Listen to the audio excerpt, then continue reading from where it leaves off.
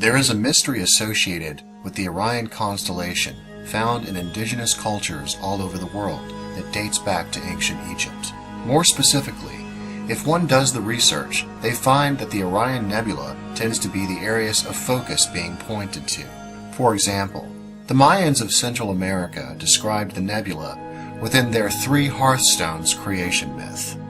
The three would correspond to two stars at the base of Orion, Rigel and Saiph, and another Alnitek at the tip of the belt of the imagined hunter, the vertices of a nearly perfect triangle, with Orion's sword, including the Orion Nebula in the middle, seen as the smudge of smoke from copal incense in a modern myth, or in an ancient one, the literal or figurative embers of a fiery creation. Another example found by Gary David in his book titled The Orion Zone shows that the ancient Hopi ruins were also modeled after the Orion constellation specifically. In another example, the pyramid with the eye found in Ecuador in South America by Klaus Dona is several thousand years old. This pyramid also glows in the dark with hit with a blacklight. If one turns the pyramid over, there are 4 letters and a picture of the constellation of Orion. The 4 letters were of pre-Sanskrit writing. This means that the writing was older than the oldest writing. The 4 letters were later deciphered to mean the Son of the Creator comes. Before he passed away, John J. Harper wrote an article titled Sons of God. We read the following: "The Great Pyramid at Giza contains the secret to the eternal cycle of life, death, and rebirth in our cosmos, the so-called riddle of the Sphinx. This article reveals that the formula of reincarnation within the star clusters of the Orion Nebula.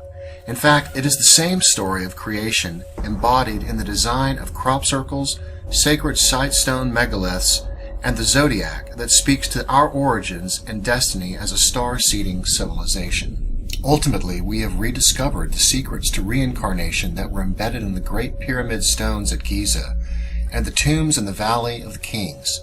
They and other related sacred site structures all seek to help us recapture our roots in the stars and point us back to our home, the twin Earth, in the star nursery of the Orion Nebula."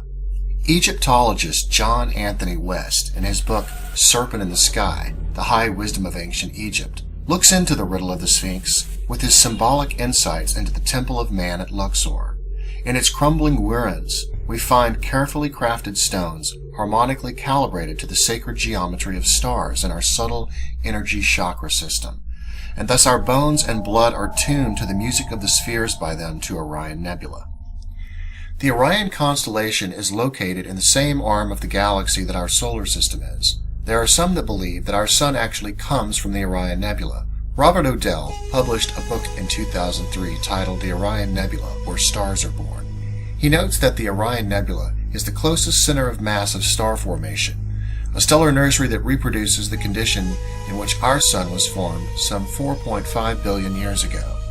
There's an article titled Water in Orion, found on the NASA.gov site by David Mullen, in which he has confirmed that water molecules now exist in the famous Orion Nebula and are still forming.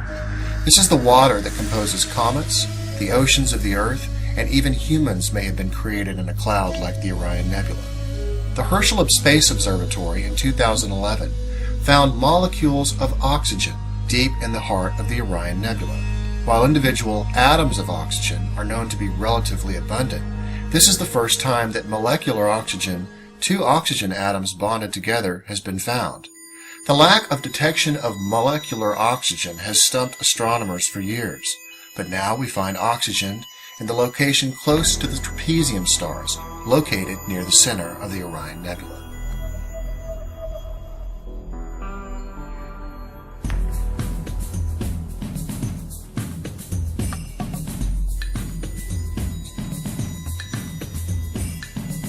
The human soul is a magnetic monopole, but as the Egyptians realized, our soul splits into twins, the Ka and Ba.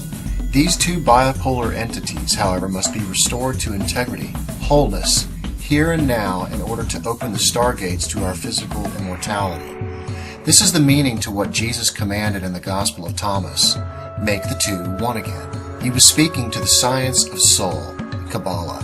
The focus of the mystery school initiations was to cross oneself by aligning the 7 major chakras with the subtle energy grid matrix of the Earth, Sun, and Galaxy, the cross of Christ.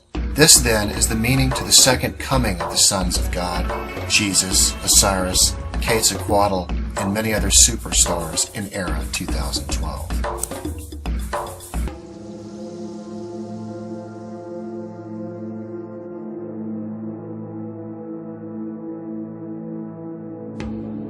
There is evidence to suggest that the knowledge the ancient Egyptians possessed about enlightenment, our energy chakra system, and its connection to the stars was carried over into the Greco-Roman world and finally into the Vatican. A collection of ancient Egyptian religious texts from the time of the Old Kingdom. The pyramid texts are the oldest known religious texts dated to approximately 2400 to 2300 BCE. Written in Old Egyptian, they were carved on the walls of the pyramids at Saqqara during the 5th and 6th dynasties of the Old Kingdom. They provide the earliest comprehensive view of the way in which the ancient Egyptians understood the structure of the universe, the role of the gods, and the fate of human beings after death.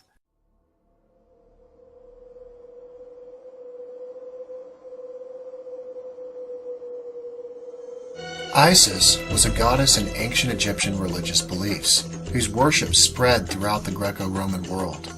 Isis was the first daughter of Geb, god of the earth, and Nut, goddess of the sky. Isis married her brother Osiris, and she conceived Horus by him. Isis was instrumental in the resurrection of Osiris when he was murdered by Seth. This myth became very important during the Greco-Roman period. The worship of Isis eventually spread throughout the Greco-Roman world, continuing until its suppression of paganism in the Christian era. The Catholic Church has what is claimed to be the oldest continuously functioning internal legal system in Western Europe, much later than Roman law, but predating evolution of modern European civil law traditions. What began with rules, canons, adopted by the apostles at the Council of Jerusalem in the 1st century has developed into a highly complex legal system, encapsulating not just the norms of the New Testament, but some of the elements of Hebrew Old Testament, Roman, Saxon, and Celtic legal traditions. In the Roman Church, positive ecclesiastical laws, based upon their immutable divine and natural law, or changeable circumstantial and merely positive law, derive formal authority and promulgation from the office of the Pope, who as Supreme Pontiff possesses the totality of legislative, executive, and judicial power in his person. The actual subject material of the canons is not just doctrinal or moral in nature, but indeed all-encompassing of the human condition. Because of canon law, much of the early Christian texts were purposely left out of the Bible to hide the ancient knowledge that existed during these ancient times. For example, in 1945, 13 papyrus codices buried in a sealed jar were found by a local peasant near the Upper Egyptian town of Nag Hammadi. This collection of codices and Coptic bindings, called the Nag Hammadi Library, comprised of 52 mostly Gnostic tractates or treatises. The best known of these works is probably the Gospel of Thomas, of which the Nag Hammadi codices contain the only complete text. They also included 3 works belonging to the Corpus Hermeticum, which was the teaching of wisdom and enlightenment by Thoth, later known as Hermes Trismegistus. These texts discuss the nature of the divine, mind, nature, and the cosmos. Some touch upon alchemy, astrology, and related concepts. Following the Roman Emperor Constantine's religious toleration of and conversion to Christianity, he did not offer religious toleration to the Jews who practiced enlightenment and teaching of wisdom from the Kabbalah, and thus the ancient mysteries were considered heresy, and to talk about them or discuss them was punishable by death. Upon careful study of the Bible combined with other early Christian texts, it becomes easy to see why the Gospel of Thomas was left out of the Bible, as well as other early Christian texts, such as the Corpus Hermeticum. For in the Gospel of Thomas, we can clearly see that Jesus was teaching hermetics. For he said, "If your leaders say to you, 'Look, the Father's kingdom is in the sky,' then the birds of the sky will precede you. If they say to you, 'It's in the sea,' then and the fish will precede you. Rather, the Father's kingdom is within you and is outside you. This quote is clearly aligned to the principle of correspondence, in which the axiom states, as above, so below, as below, so above. Meanwhile, having their say on what books were left in and kept out of the Bible, the Church has taught us salvation is the act of God, whereas the Book of Wisdom, also left out of the Bible, teaches us salvation is the act of wisdom. So we find throughout the Bible that the words speak truth, but that man's interjection and twisting of its words has taught us a completely different story. This assumption is also supported by another quote within the Gospel of Thomas. For Jesus said, "The Pharisees and scholars have taken the keys of knowledge and hidden them. They have not entered, nor have they allowed those who want to enter to do so."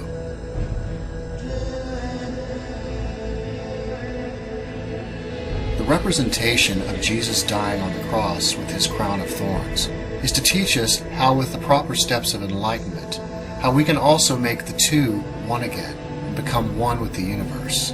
The crown of thorns was not only worn by Jesus, but also by the Supreme Mother Goddess of the Tibet. The Supreme Mother Goddess of the Tibet is also seen wearing her crown of thorns, sitting underneath a caduceus. The caduceus is also another representation of the chakra system and the tree of life. When one's Sahasrara chakra opens, their crown chakra, it is said to be their crown of thorns. This is the step in which one has reached full enlightenment. This type of correspondence can be found all over the Bible.